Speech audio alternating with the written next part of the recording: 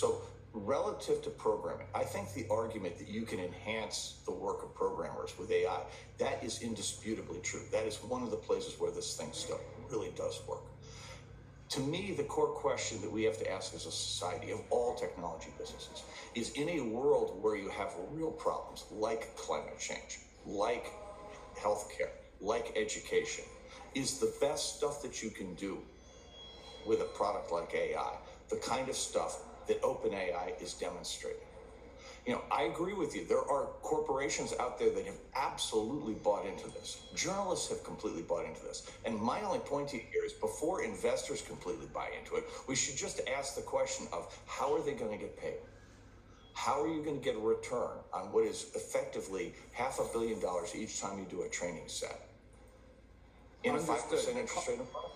Yeah, the costs are enormous to have the large language models, which is why it may only end up being a handful of players who are able to do it, given they have the resources to do it. But I guess the final question is, you come back to responsibility. Are you one of those who are concerned overall, though, that the growth of AI will exceed our ability to control it?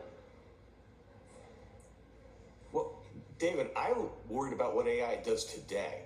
If you look at the things that preceded large language models, so think about predictive policing and the use of AIs for resume review and mortgage review.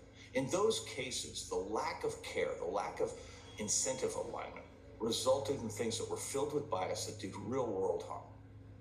And until we change the incentives of this industry, real world harm is the most likely outcome that we're going to get. And I look at it and just go, it just doesn't have to be that way. It wouldn't slow it down that much. It wouldn't reduce the opportunity that much to actually require that people exercise due care in the creation of large language models so that you limit harm. And that's all I'm suggesting. And in my mind, that is the most important thing to do now. But right now, if you will, the mania that's going on here, and I think it really is a mania, because journalism, politicians, and corporations have all embraced this stuff without thinking through the lessons we've already learned from recent technologies that basically have the same roots. Yeah, we thought we had our hands full with moderating online content, Roger. This is a much bigger bowl of issues to deal with. We'll talk more about it, of course, in the days and weeks to come. Roger McNamee, thanks.